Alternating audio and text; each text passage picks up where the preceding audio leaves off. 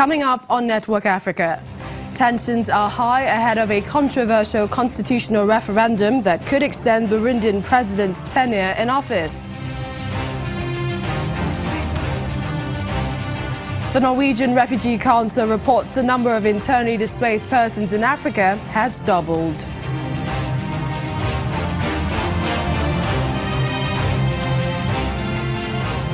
And the World Health Organization sends the first 4,000 doses of the Ebola vaccine to the Democratic Republic of Congo.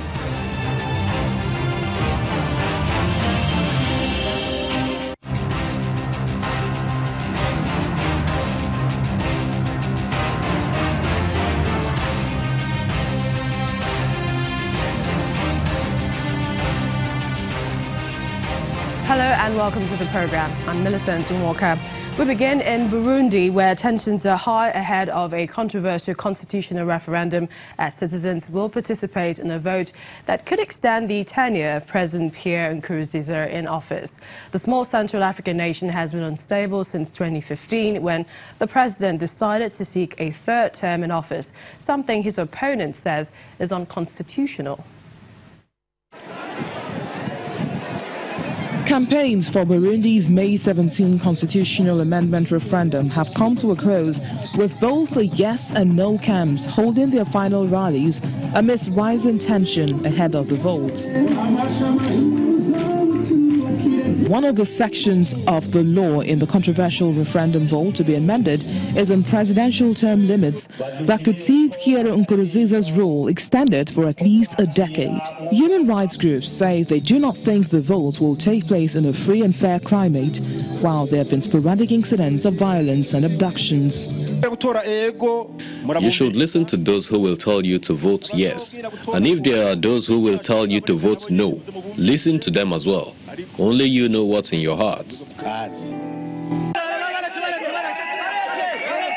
Burundi has been gripped by political crisis when Nkurunziza announced that he would stand for a third term, which the opposition said violated the constitution, as well as a 2005 peace deal that ended a civil war. He won a vote largely boycotted by the opposition, but protests sparked a government crackdown that has killed and displaced many, leaving the country's economy moribund.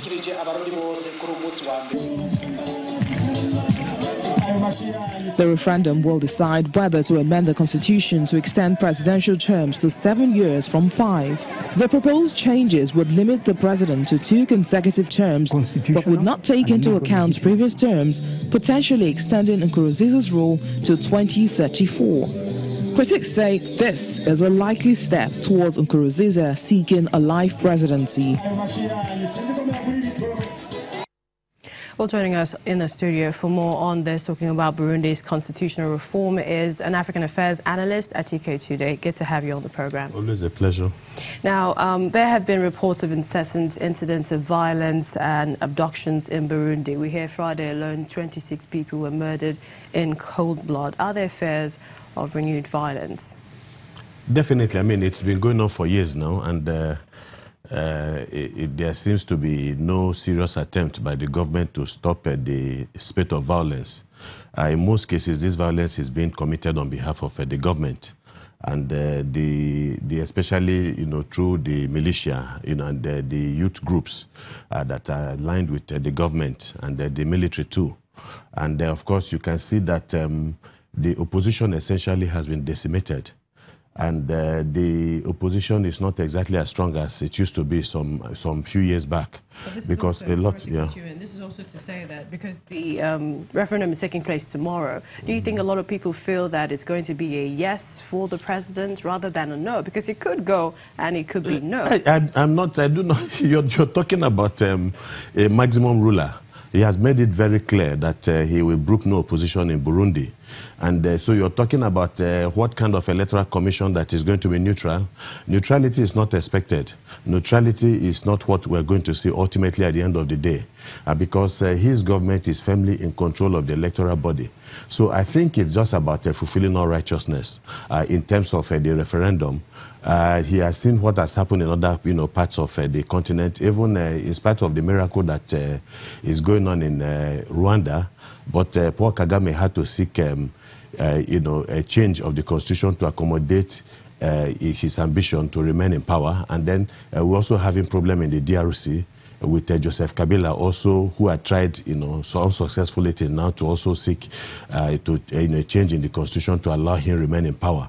And it's very clear, he has made it absolutely clear that he's, like I said, he's not going to he's not brooking any opposition of any kind so essentially, in Burundi. We're witnessing another tight syndrome. Obviously, he has made it clear, even from the name that has been given to him, in Boneza, Yamaho, which means eternal supreme guide, or visionary leader. That gives you an idea of the cult of personality that is being built, that he's building around himself. So it's very clear that he has no intention in the present, in the near future, or in distant future to relinquish his power in Burundi. Critics believe that the referendum was initiated by an illegal president, and even if it changes the constitution, it will only change the president's constitution, they call it, not the constitution of Burundi. What's your take on that? Yeah, the reality is that those who are in support of Nkurunziza are those of his his inner caucus, his cabinet, and those who are benefiting from his government, the military, and then the political class also,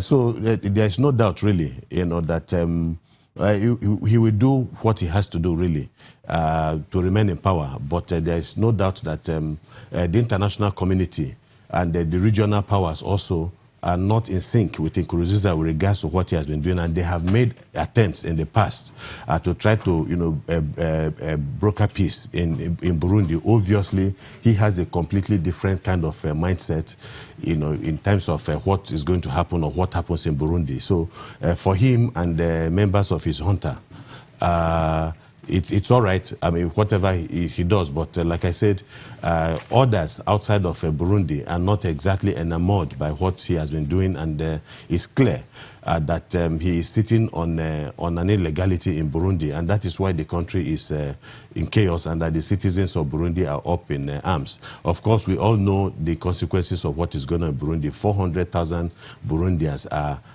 in various camps outside of Burundi.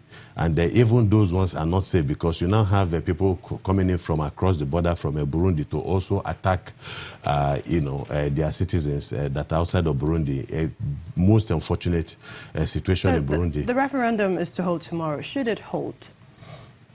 It's not about if you're looking at for people who have invested so much in peace and the search for peace in Burundi. I'm talking about regional powers and then the international community and so on.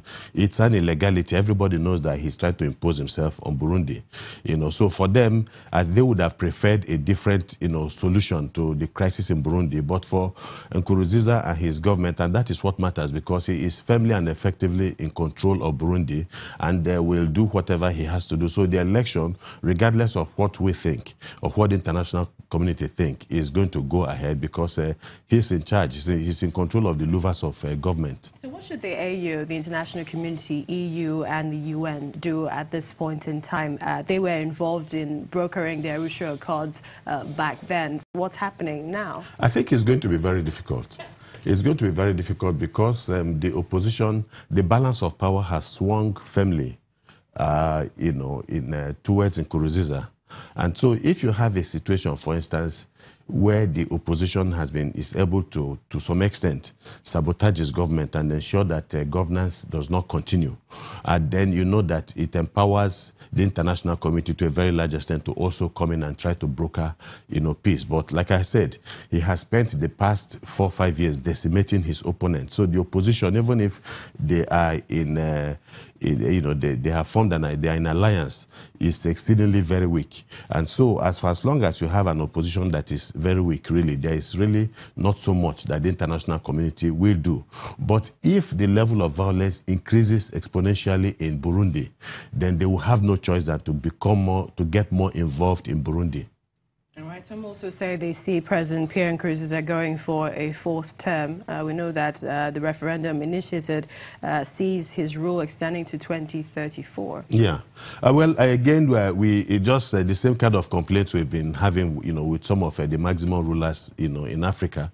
Sometimes the wind seems to blow to favor, proper democratic practice in Africa, and then once in a while you also have a reversal with, Pierre Nkurunziza, giving us an indication that it is not yet uhuru for the democratization of the African, political space.